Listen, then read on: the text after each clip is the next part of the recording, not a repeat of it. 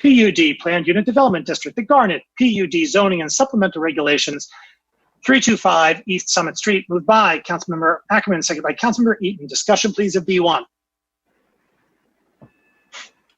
Councilmember Eaton. Thank you. I've sent an amendment for this and for the next item on the agenda to the clerk, and if she'll circulate those, I'd appreciate it. The council previously denied a petition for this property when it was being proposed as a C1A zoning district, and notified the developer that they could resubmit this same development as a PUD. At that time, the city was in the process of modifying its ordinance requirement for affordable housing.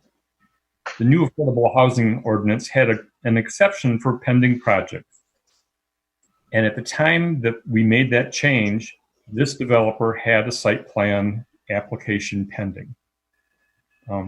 It was the developer's understanding that the city had agreed to how the affordable housing contribution would be calculated for this PUD, given that they had that pending petition.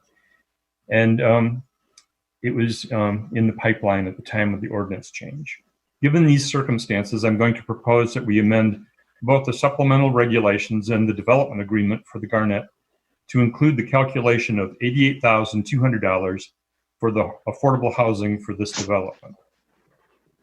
So with regard to B1, I move that section 4J of the supplemental regulations be changed to read as follows. In lieu of providing affordable housing on the site for households at or below 60% of AMI, $88,200 shall be provided to the city for the Ann Arbor Housing Fund. Is there a second? Seconded by Councilmember Lum. Councilmember Eaton, you still have the floor. Is that being distributed? Councilmember Eaton. Thank you. I want to make clear that this isn't really a compromise. We didn't just pick a number out of the middle between $0 and $317,000, but this is the calculation that the developer presented to us, showed their math. I believe that their numbers are valid and worthwhile. But also, if you're looking for a compromise, you I suppose could accept this as a compromise, because if we impose the $317,000 amount, this project won't be built. So we'll receive no money for the Affordable Housing Fund. But I've seen the math. I believe that the developer did it correctly. This won't apply to anybody else because this is our old formula. And moving forward, we'll use the new formula for other PUDs. And I'm satisfied that this is the correct number, not some pulling a number out of our pocket sort of thing. Councilmember Eaton. Thank you. I would like to make the point that we're trying to send a clear message that campus area zoning isn't appropriate this far from the central campus. This is an antiquated zoning district that wasn't used for decades until the C1AR project in Lower Town. And if we had done this very same thing with the Lower Town project, we would have obtained a considerably larger contribution to our affordable housing fund, but instead we let it pass through as a C1A zone change.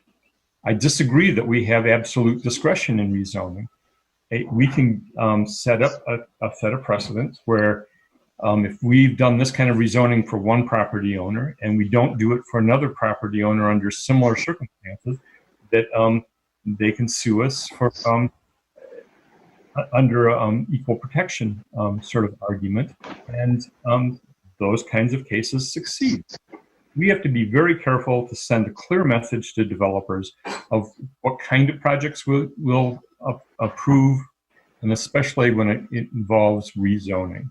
And this, I hope, sends the message that C1A and C1AR are not welcome out beyond the central campus area, and that PUDs are preferred because we do want the public benefits that attach to a PUD. I don't know what obstacle that creates if we send a clear message that this is our expectation. Councilmember Eaton. Thank you. To be consistent with the zoning resolution, I move to amend paragraph P18 of the development agreement to read as follows. P18, for the benefit of the residents of Ann Arbor, the developer shall make a contribution of $88,200 to the City of Ann Arbor's Affordable Housing Fund prior to the issuance of building permits. That was circulated in that previous email with my prior amendment.